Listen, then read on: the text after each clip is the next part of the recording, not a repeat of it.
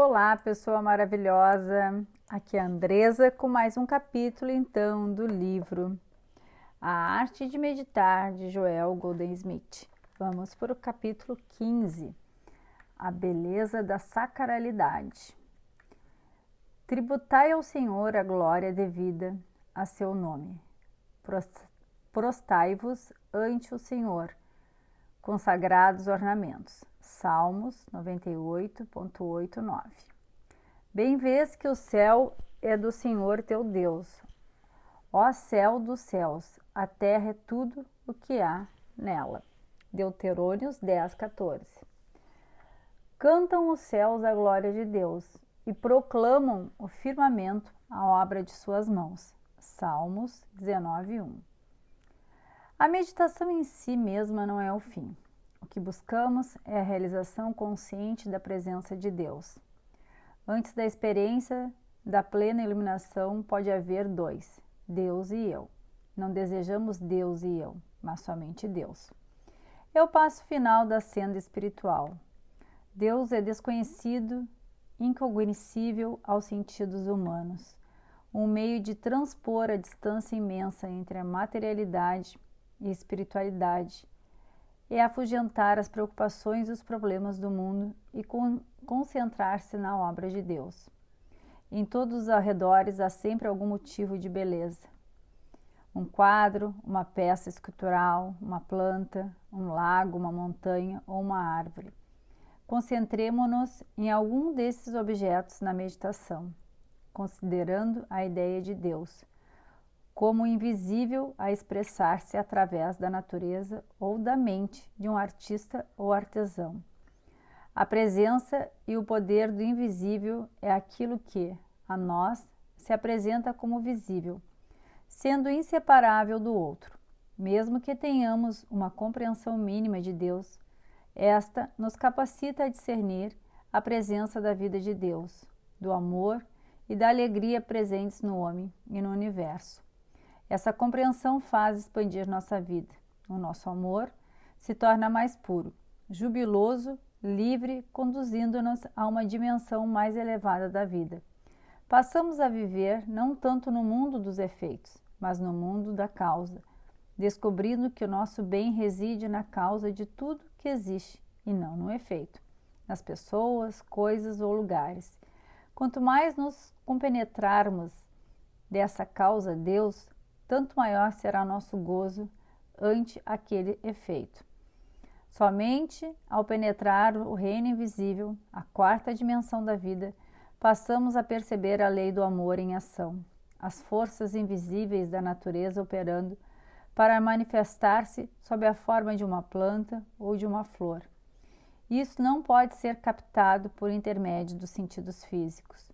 Com os olhos semicerrados, contemplai a planta. Vede seus brotos, suas folhas, flores e frutos. Que extraordinário milagre da atividade invisível transformou em flor uma semente seca, um punhado de terra e uma porção de água. A vida impalpável, atuando através da umidade do solo, tocou a semente, partiu-a em pequenos brotos se enraizaram. Essa mesma força invisível carreira os elementos da terra, o sustento necessário para que essas raízes sistematizem e aponte para fora da planta. Que maravilha, que assombro, que milagre é esse que se desenrola ante nossos olhos, nunca visto, inexplicável, desconhecido. Somente Deus, o infinito, o invisível, poderia produzir tal beleza e tal graça. Tudo que parece é forma e atividade daquilo que é invisível. O visível nada mais é do que a conscientização do que o causou e lhe deu forma, a vida e beleza, já que a forma é inseparável, indissociável de sua fonte.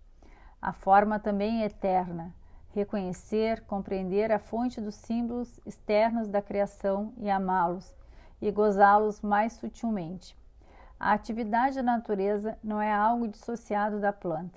A vida invisível da planta se expressa como forma, cor, graça e beleza.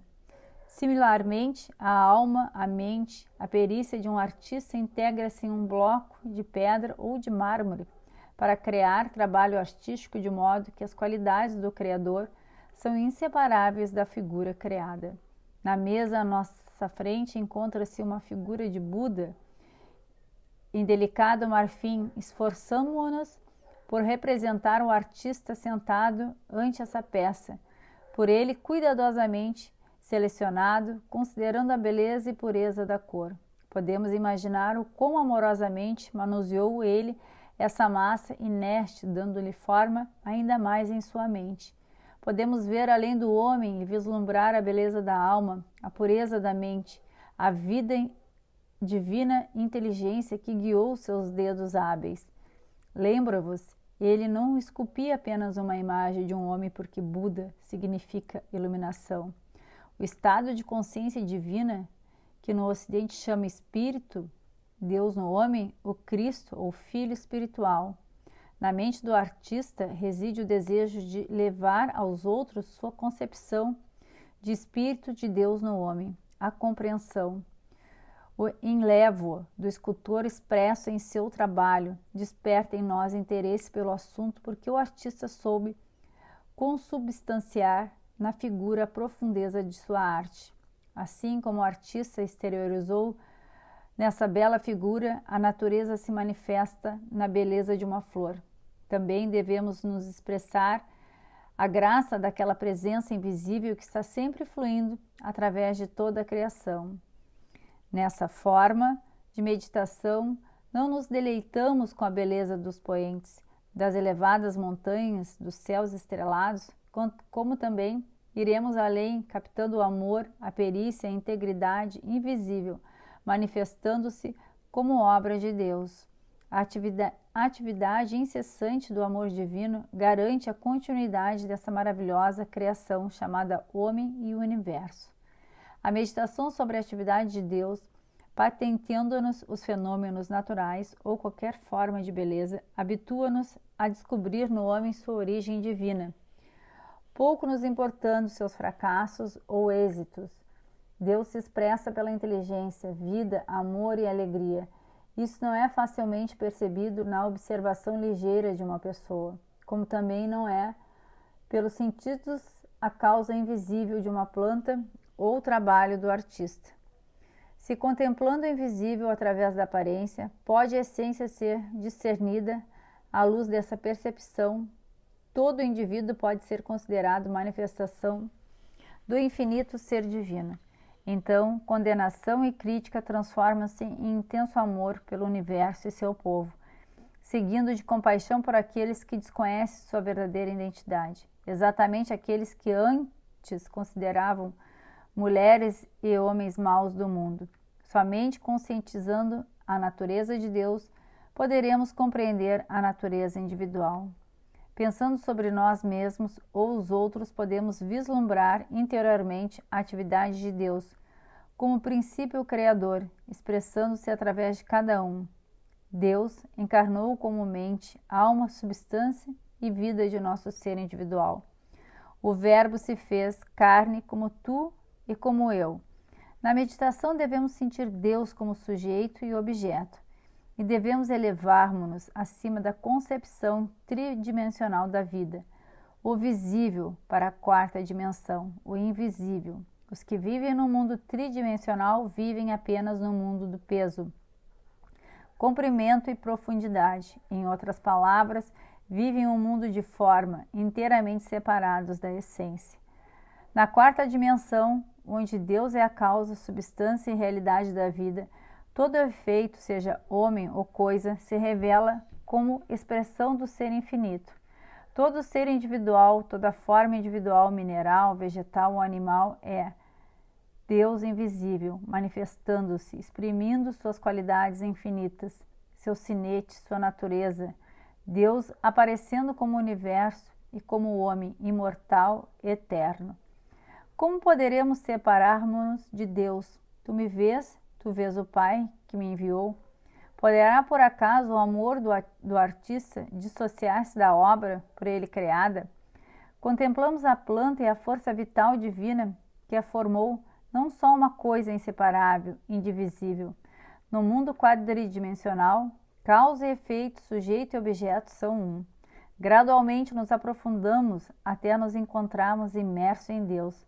Já não pensamos, as ideias estão sendo cristalizadas através de nós. Os pensamentos meditados em nossa consciência tornam-se revelações da alma. Então, encontramos Deus manifestando-se, pronunciando a palavra viva, penetrante, mais poderosa do que uma espada de 2 gumes. Aquela palavra de Deus que separa o mar velho, quando é preciso, que produz os milagres de nossa consciência. Essa meditação é uma revelação do infinito invisível, afirmando-se dentro do nosso próprio ser. Meditação é a arte divina que nos ensina a avaliar corretamente o homem, seus feitos e o universo. Intensifica o esclarecimento das coisas externas, pois a meditação infunde a compreensão do amor divino que produz a forma. Compreendendo a mente, a alma que gerou uma forma que expresse o bem. Apreciamos o próprio bem. É o que acontece quando conhecemos o autor de um livro ou o compositor de uma peça musical. O livro se torna mais desfrutável e a peça mais sugestiva. Se pudéssemos tocar uma gota de Deus, a criação surgiria para nós em toda a sua maravilhosa glória. A meditação desenvolve o discernimento que nos leva do objeto ao seu princípio criador. E ante essa nova visão, o mundo se apresenta como ele realmente é. Pela meditação, uma nova dimensão da vida se manifesta. Já não ficamos limitados a tempo e espaço, comprimento, largura, peso e profundidade, pois de modo instantâneo a mente se eleva da forma tridimensional para a 4ª dimensão, que é a origem, sua fonte, sua causa. Nessa esfera, não dependemos daquilo que aparece, pessoas, lugares ou coisas. Não os amamos desmedidamente, não odiamos, não os tememos, contemplamos-nos através deles, percebemos a todo momento que sua fonte é Deus. Quando ouvimos as palavras, jamais te abandonarei, lembremo-nos da pequena figura de marfim, o amor, a perícia, a leveza, a devoção do artista que produz dela não poderão ser removidas. Assim sucede conosco. Aquilo que nos formou jamais nos deixará, sua essência é o nosso ser. A meditação sobre a obra de Deus é um meio de expressar ativamente as faculdades da alma e de compreender a mais elevada sabedoria. Devemos habituar-nos a contemplar poentes, jardins, flores e qualquer manifestação da beleza, vislumbrando além delas a fonte, a causa de sua expressão. Passaremos a perceber então formas permanentes da beleza, formas permanentes de harmonia, ao vislumbrar a perfeita essência divina, expressando-se indefinidamente. O sentido material vê a forma e a aprecia. O sentido espiritual descobre a substância fundamental e a realidade da forma perfeita, completa e integral. O objetivo de nosso trabalho é elevarmos-nos àquela concepção da contemplação de Deus em toda a sua divina glória. Não a glória do homem, mas a glória de Deus como glória do homem, patenteando a perfeição infinita de sua obra. Galgamos um grau de iluminação em que somos capazes de contemplar o mundo de Deus perfeito, harmonioso, completo, Deus manifestando-se em toda a sua glória. O céu proclama a glória de Deus e a terra mostra a sua obra. Então minha meditação é serena e eu me contento no Senhor. Terceira parte, meditação, os frutos. Capítulo 16. O fruto do Espírito. Na verdade, de todo buscador de Deus, chega um momento em que ele sente a presença e, de um modo ou outro, adquire a certeza dessa presença e desse poder. Não podemos prever de que modo essa experiência acontecerá conosco, já que para cada um ela reveste de forma diversa. Um fato é indiscutível. Quando ela acontece e a presença do Senhor se realiza, surge a liberdade, uma imunidade, uma libertação dos pensamentos e coisas deste mundo, e de seus temores, dúvidas, cuidados e problemas. No momento exato em que o Espírito do Senhor toca uma pessoa, ele se transforma, passa a compreender o profundo significado do renascimento, do nascer de novo.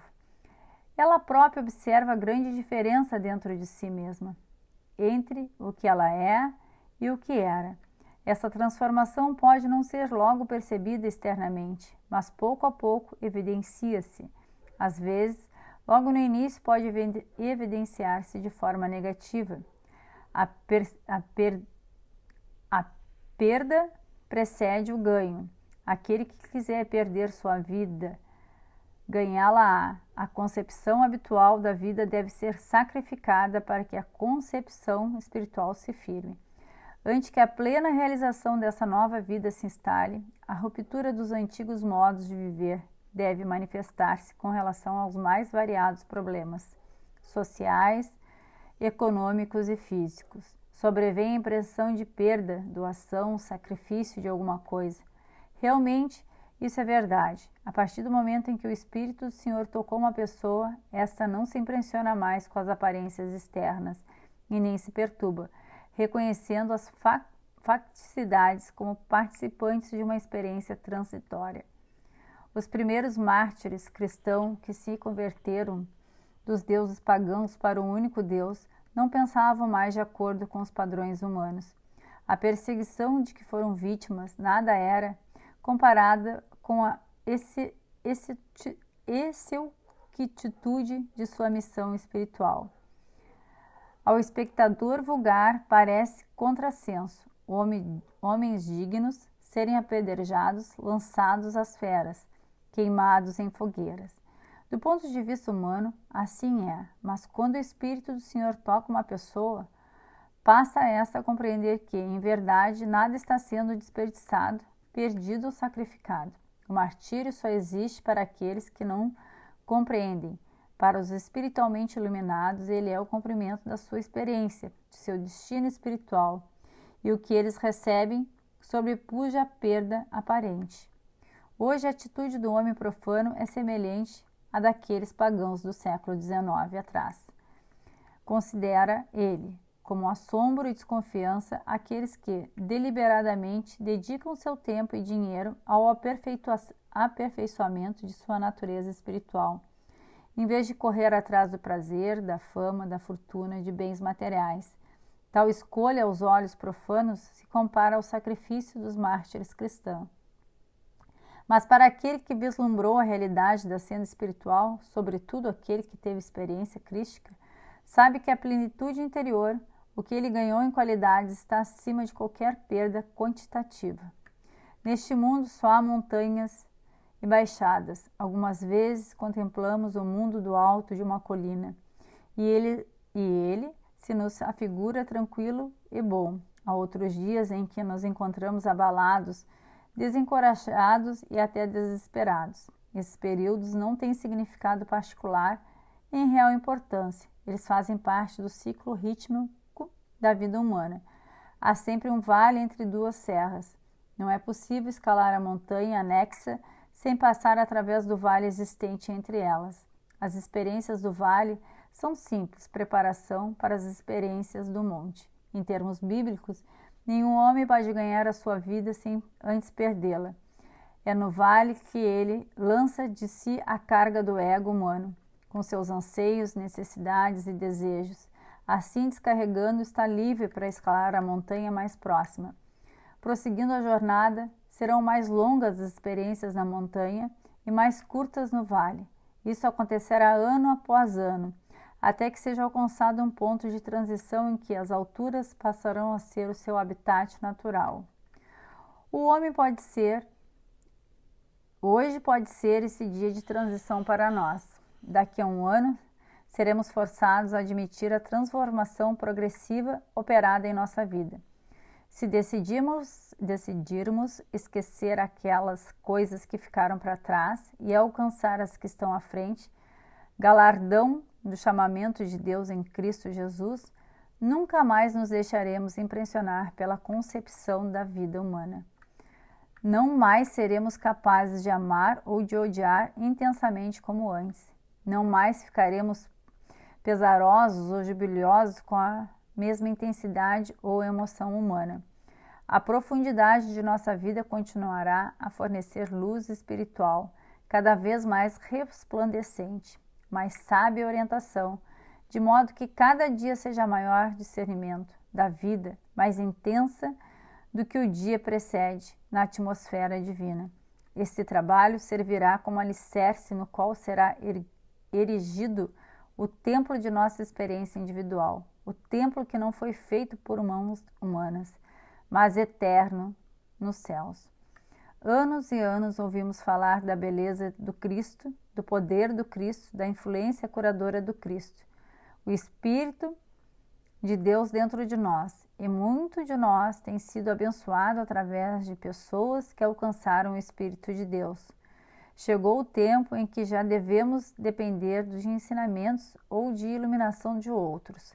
Devemos mesmo adquirir a experiência que nos faculta estar neste mundo sem pertencermos a ele, cruzá-lo ante discórdias e desarmonias, bem como diante de prazeres e desprazeres, mantendo sempre nossa integridade espiritual.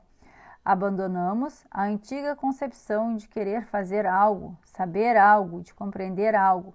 Adotamos uma atitude de descontração no tocante à responsabilidade pessoal e aí permanecemos tranquilos, quietos na compreensão de que onde está o Espírito do Senhor está a libertação. Tornamos espectadores, contemplando Deus a operar em seu universo, reconhecendo o ser transcendente na execução do seu trabalho através da nossa consciência. Algumas pessoas chegaram a ter experiência de Deus sem aparentar sinais externos, por ignorarem o que ela representava. Viveram apenas como sua lembrança, desconhecendo como foi ela alcançada e, sobretudo, como mantê-la. Um adepto, porém, que devotou sua vida ao estudo da sabedoria espiritual e à prática da meditação, quando acontece a experiência de Deus, ele a recebe sem surpresa, pois compreende seu significado. Ainda que ele aceite jubilosamente, com evidência da graça, sabe que foi alcançada após muito esforço. Não vive, pois, como a simples lembrança, porque sabe que, aumentando a receptividade pela meditação constante, a repetição dessa experiência será frequente, até chegar o tempo em que ela é alcançada pela vontade. Essa presença espiritual, esse poder, esse Cristo que executa por nós as funções de nossa vida, é invisível, mas nem por isso é menos real. Ele se encarrega das funções do nosso corpo, do modo a tornar para nós desnecessário preocuparmos com suas atividades. O Cristo interno faz tudo o que nos compete fazer, inclusive o nosso corpo. Gradualmente, à proporção que o Cristo passa a viver em nossa vida, vai se diluindo a concepção de um corpo físico ou de atividades corporais.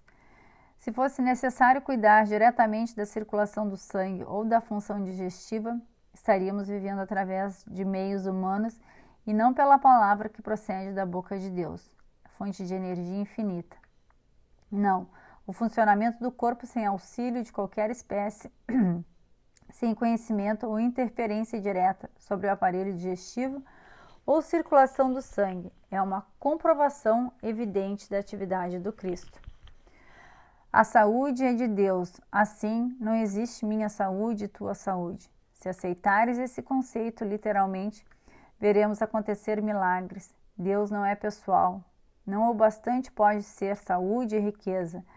Falar de minha saúde e tua saúde é admitir que há graus de saúde, boa ou má. No modo espiritual de viver isso não acontece, pois só há uma saúde, e essa é de Deus. Uma vez que aprendemos o sentido de posse pessoal, indicado pelas palavras eu, meu, minha, teremos encontrado o verdadeiro sentido da vida espiritual universal, impessoal, harmoniosa. Deus expressa a sua harmonia através do nosso ser, e essa harmonia pode ser bondade, saúde, e nada mais é do que uma atividade, uma lei de Deus, reconhecendo como a essência de todo o bem. Tornamo-nos instrumentos para a manifestação da concepção universal do bem.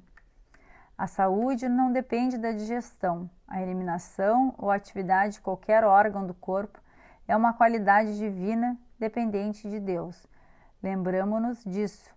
O alimento que eu ingiro não tem valor nutritivo, substância ou poder de sustentar ou manter a vida. Mas eu, a alma, minha consciência, comunicam o alimento à substância vital, seu valor, seu sustento.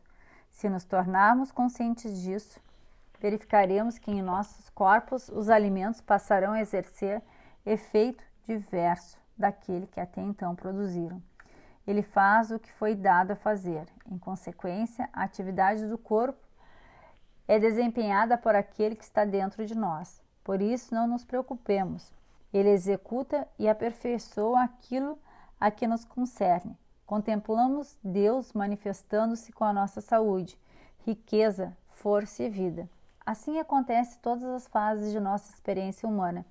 Se adotarmos uma nova concepção a respeito da retitude da vida, se as palavras corretas forem proferidas no devido tempo, se os nossos atos externos corresponderem a uma atitude interna de retidão, teremos uma vivência harmoniosa e então sentiremos que cada fase de nossa experiência é o resultado direto da atividade do Cristo. Não precisamos nos preocupar. Ele, o Cristo, faz tudo antes mesmo que tenhamos alguma consciência do que está acontecendo. Ele, o Cristo, é a atividade do corpo, da bolsa, das relações com os nossos semelhantes. A presença vai à nossa frente para endireitar os caminhos tortuosos e preparar um lugar para nós. A presença faz tudo por nós. E nesse plano de existência, passamos a viver como testemunhas contemplativas. Há inúmeras passagens bíblicas que revelam a importância de confiar no Senhor, de ser um contemplador da vida. Isso não significa sentar-se negligentemente e nada fazer. Ao contrário, quanto mais alguém confia no Senhor, tanto mais ele contempla Deus, operando nele, através dele, e como ele, tanto mais ativo se torna. Como contempladores, executamos as tarefas que requerem nossa atenção, que estão ao alcance de nossas mãos. Se tivermos uma causa a cuidar, cuidemos dela. Se nos for entregue a direção de um negócio, dirigimos. Se tivermos direitos a reclamar, reclamemos. Porém, mergulharemos em nossas atividades com a seguinte atitude: confio no Senhor, observo o que o Pai me dá para fazer. Mantemo-nos assim em tal estado de receptividade que, a qualquer momento, estaremos prontos para alterar os planos que propomos a executar e seguir o plano divino. Há deveres a serem executados, obrigações a serem cumpridas em todos os dias de nossa vida. O que nos for dado a fazer deve ser feito. Sendo um contemplador, descobriremos que há uma orientação divina, um poder divino que nos guia, e esse é o estado de consciência atingido por Paulo. Não sou eu que vivo, é o Cristo que vive em mim. É como se Paulo, o homem, se afastasse para um lado dizendo: Cristo está em mim, está aqui, está atuando em mim, através de mim, como eu mesmo. Ele vive minha vida por mim. E essa é a atitude que mantemos como contemplador, quase como se disséssemos: na realidade, não estou vivendo a minha vida. Observo o Pai a viver a vida através de mim. Esse é o modelo ideal de viver, a senda espiritual da vida, senda na qual encontramos o mínimo de obstáculos, de dificuldades, de incompreensões. Há sempre uma presença, o infinito invisível, que vai à nossa frente endireitando os caminhos tortuosos, todas as minúcias de nossas experiências. É somente quando eu penso, eu digo, eu faço as coisas que o resultado pode ser prejudicial. Nossa relutância em guardar o tempo necessário, longo que seja, para que ele tome conta de nós, é o motivo de nossa frustração. Muitos não têm paciência de esperar até o momento em que as decisões se impõem. Insistem em saber a resposta adiantada, um dia, uma semana, um mês antes. Querem saber o que acontece em todos os lugares. Querem saber hoje o que vai acontecer na próxima semana, no mês próximo. Que decisão tomar para o próximo ano, em vez de aguardar o momento em que a decisão é exigida e deixar que Deus ponha a palavra em sua boca e lhe revele a atitude a tomar. Um dia o maná cai, dia a dia para cada um deles, sabedoria, guia, orientação nos são conferidos. Nem sempre Deus nos adverte uma semana antes. A orientação é recebida quando dela necessitamos. Adquirimos o hábito da impaciência e, com consciência, em vez de esperarmos que se manifeste a decisão de Deus, nós nos intrometemos e, temerosos de efeitos possivelmente desafortunados, precipitamo-nos e agimos baseado em nosso melhor julgamento. No viver espiritual, não dependemos da correta avaliação humana das situações. Para melhor que pareça o nosso ponto de vista, desviemo-nos dele e dirigimo-nos ao Pai. Pai, mostra-me como proceder. Aponta-me o próximo degrau. Dize-me como e quando deverei transpô-lo. Com paciência e prática, aperfeiçoamos a consciência contemplativa de confiar no Senhor, que nos conduz ao milagre da vida, em que não somente descobrimos que há um Deus, como também que Ele se tornou o governante de nossa vida. Temos impedido a atividade de Deus em nossos negócios por não saber esperar, por não sermos contemplativos, por não nos sentarmos serenamente ao lado de nós mesmos, até sentirmos que o Pai está tomando conta de nós. Se fizéssemos isso apenas, atestaríamos o milagre da presença divina, indo à nossa frente para renovar todas as coisas. Quando nós tomamos uma decisão, encontramos muitas vezes obstáculos insuperáveis no caminho, mas quando é Deus que decide, Ele vai adiante de nós e remove todos os obstáculos e providencia tudo o que é necessário para facilitar o empreendimento. Uma pequena prática diária para ser contemplador. Pai, este é o teu dia, o dia que tu fizeste. Nele me satisfaço e me rejubiluo. Revela-me o trabalho nesse dia. Aponta-me, não as minhas, mas as tuas decisões, que unicamente tua vontade seja a razão e o princípio ativo da minha vida. Disponhamos-nos a esperar o preciso momento em que uma decisão deve ser tomada. Sejamos pacientes, muito pacientes.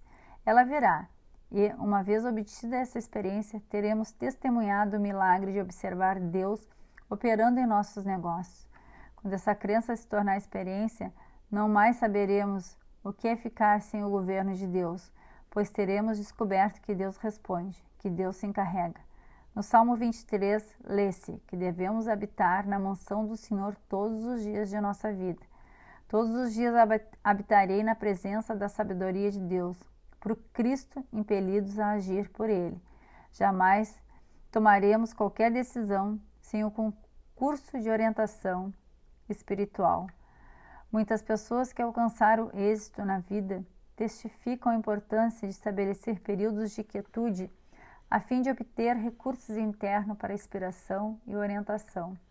Descobriram que o ordenamento é o trabalho do dia a dia de modo a permitir mais frequentes períodos de silêncio, longe dos cuidados mundanos, libertam-se de uma sensação opressiva, reabastecendo seus reservatórios íntimos de modo a torná-los dispostos com renovado vigor e interesse. Há um limite para o que, no espaço de 24 horas, pode executar o corpo e a mente. Porém, desconhece limitações aquele que, na senda espiritual, aprendeu a entregar-se à atividade do Cristo, que não é medida em termos de capacidade humana. Ela opera através de sua capacidade, sendo nós mesmos meros instrumentos.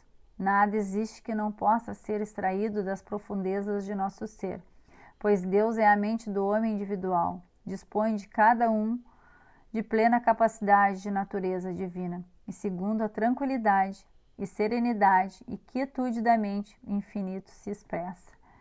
Tanto a mente como o corpo são instrumentos de Deus, exatamente como usamos o braço e a mão para escrever. Deus emprega nossas mentes e corpos para tornar-se visível, tangível na experiência humana. Toda inspiração recebida de Deus traz consigo seu cumprimento. Por exemplo, se o inventor compreende que seu trabalho é a atividade de Deus, tudo o que for necessário para a concretização da ideia será conseguido, seja propaganda, financiamento, compra ou venda. Isso é verdade para toda ideia criada em Deus. A fonte de sua inspiração é a mesma atividade que conduz à plena execução. Ninguém pode seguir por determinado tempo as instruções sobre a meditação expostas nesse livro, sem notar uma mudança na natureza espiritual. Desde o momento em que haja um afastamento dos liames materiais para outra modalidade de vida invisível, antes desconhecido, é inevitável que essa alteração ocorra. O fruto do Espírito é amor, alegria, paz, resignação, tolerância, bondade, fé, brandura, modéstia e humildade. Tal fruto não vem para aquele que ainda não aprendeu a apreciar o Cristo, sua presença, poder de jurisdição, antes da consagração e devoção em que alguém abandonou tudo pelo Cristo. Deve proceder à colheita desse fruto, mas quando chegar o tempo, não mais se sentirá só, não mais temerá. Poderá caminhar no vale da sombra e da morte, e mesmo assim a presença estará com ele, repousando no centro do seu ser, ainda que sobre sua cabeça desabe a tempestade. É Deus realizando-se como ser individual, então ele o vê como ele é, e Deus aparece no cumprimento, abundância, harmonia, paz, alegria em sua experiência. Capítulo 17. Iluminação, comunhão e união. A meditação conduz à iluminação, que se torna comunhão e, por fim, união. A iluminação é uma experiência individual que não está relacionada com qualquer rito externo ou forma de adoração. Depende exclusivamente de nossa própria realização. É uma experiência que se processa dentro de nós mesmos, inteiramente à revelia de qualquer outra pessoa. Não pode ser praticada por ninguém, marido ou mulher, filho ou amigo, nem buscada em companhia de outros. É necessário isolar-se no íntimo santuário do próprio ser e aí realizar sua experiência de Deus. De certo modo, é possível repartir nosso aperfeiçoamento com outros que já sejam iluminados ou estejam no caminho da iluminação, mas lembremos-nos sempre que a experiência de Deus é individual. Se ela vier a nós por meio de uma multidão, mesmo assim continuará solitária, sem nenhum participante. Nenhuma tentativa deve ser feita no sentido de propagar a verdade que foi revelada antes que ela se alicerce na sua própria consciência. Posteriormente, a orientação virá sobre como, quando e em que circunstância deveremos participar a revelação. A iluminação é acessível a todo indivíduo sequioso de consegui-la, de acordo com a intensidade desse desejo. Porém, enquanto estivermos esforçando-nos para esse contato com Deus, deve o aspirante manter oculta essa centelha até que ela se torne a chama, e após os primeiros vislumbres de iluminação, conservar em segredo para o mundo, no íntimo de si mesmo, o Cristo é recém-nascido. Não se deve falar dele, de modo algum, revelá-lo ao mundo, pois este, em sua ignorância e insensatez, pode tentar prejudicar, destruindo a própria confiança e certeza em sua presença e em seu poder. O mundo procura sempre aniquilar o Cristo. Nas mais remotas escrituras conhecidas do homem, através de todos os tempos, as profecias indicam a vinda do Messias e sua crucificação. Há na natureza humana algo que não se deseja ser destruído: egoísmo, malvadez, arrogância, e a presença do Cristo é o único poder que o destrói. Simbolicamente, a manutenção desse segredo se afigura a viagem ao Egito para esconder o Cristo infante. No exato momento em que o mundo percebe em alguém pura devoção ao Cristo, passa a ridicularizá-la, tentando afastá-la do porto em que ancorou. O anticristo, sugestão de uma entidade à parte de Deus, a mentalidade coletiva da humanidade, procura sua sutileza de serpente, semear dúvida e minar a fé. Deve-se, portanto, mantê-la em segredo, até que, quando a consciência crística de tal forma se desenvolver, se fundamentar, se radicar, que se torne a própria atividade da vida humana. Então poderemos enfrentar o mundo e revelá-lo sem que nos preocupe ou afete qualquer dúvida ou abuso que o mundo lance sobre nós. É somente quando nós apresentamos o Cristo ao mundo que corremos o risco de perdê-lo. Quando Cristo reveste nossa vida, Ele mesmo silenciosamente se apresenta ao mundo, tão suave, tão silenciosamente, que todos sentirão sua influência. Após os primeiros vislumbres, muitas tentações nos arrastarão. Mesmo Jesus enfrentou a tentação da carência, a tentação da fama, a tentação do poder pessoal. Resistiu a elas e todas as superou. Essas mesmas tentações sentiam o ser humano e muitas vezes se multiplicam. Então logo ele consiga, mesmo que seja um grau mínimo de iluminação espiritual. Progredindo na senda, essas tentações desvanecem uma por uma, persistindo apenas o egoísmo, a tentação de acreditar que o eu da personalidade, o ego, pode ser ou fazer algo. Essa também acabará cedendo ao Cristo, erigido em nós. Não há limite para a profundidade da cristificação. A iluminação conduz comunhão, estágio no qual há trocas recíprocas, algo fluindo de Deus para a nossa consciência e dessa para Deus. É a meditação o caminho mais intenso grau, jamais experimentado para nós, não devemos conduzi-la. Deus é a que a conduz. Ela não pode ser produzida por esforço algum de nossa parte. Não pode ser forçada a nós. Cabe pacientemente esperar e sentir o jubiloso e tranquilo intercâmbio entre o amor de Deus, que nos toca, e o nosso amor, que a Deus retorna. Na comunhão, a atividade de Deus continua sempre presente, eventualmente é atingido em um ponto de transição e que se opera uma transformação radical. Já não vivemos nossa própria vida. Cristo vive em nós e através de nós. Tornamo-nos meros instrumentos dessa divina atividade. Já não temos vontade própria. Já nada desejamos. Vemos quando e para onde fomos enviados. Já nada temos de nosso, nem provisões, nem mesmo saúde. Deus está vivendo sua vida como nossa vida. Então, o manto do Espírito nos envolve, e se alguém toca na consciência, é o manto do Cristo que ele toca, ainda que seja apenas a fiambre do manto, a cura e a redenção se manifestam. Envoltos nessa vestimenta, é desnecessário ir a algum lugar para transmitir a mensagem do Cristo ao mundo. O mundo nos buscará onde quer que sejamos. Entretanto, precisamos estar revestidos da consciência do Cristo. Levar ao máximo a comunhão resulta em uma união com Deus. Em tal estado de consciência alcançado, e se torna possível a qualquer hora do dia ou da noite recolhermos interiormente e sentirmos a presença do Senhor. É como se Ele estivesse dizendo: caminho ao teu lado, mas agora estou dentro de ti. Finalmente a voz silenciosa: até o presente tenho estado dentro de ti, mas agora eu sou tu. Eu penso, falo e ajo como tu. Tua consciência e minha consciência são uma, e é a mesma, pois agora há somente a minha consciência. Alcançando esse estado, já não há comunhão, não há mais dois, há somente um. E esse é Deus, expressando-se, revelando e realizando.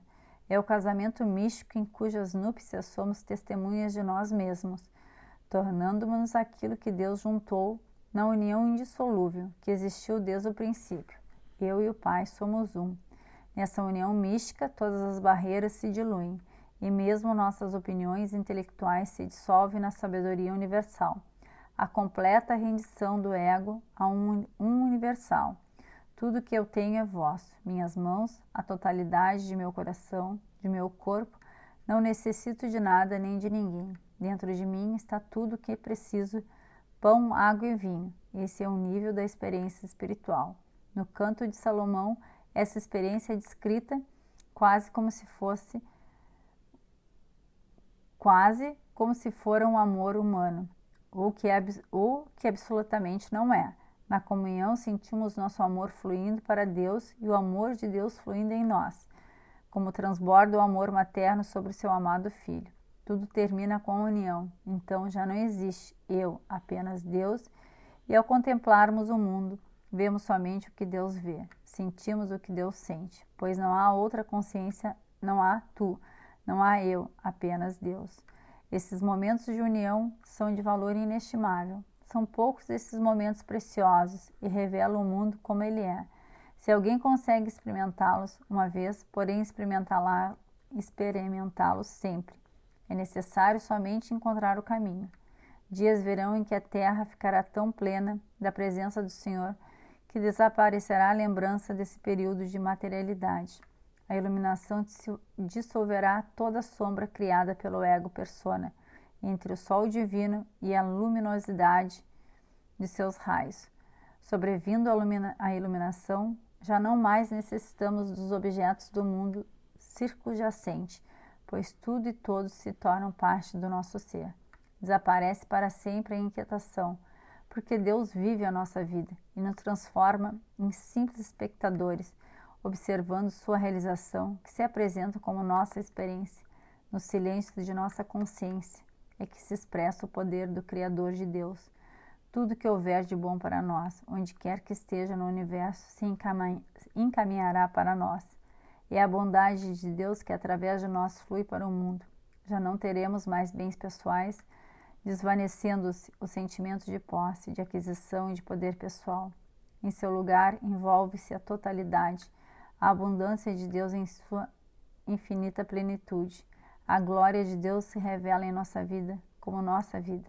Essa plenitude então se manifesta como harmonia em nosso relacionamento, satisfação nos negócios, resplendor em nosso semblante e vigor em nosso corpo.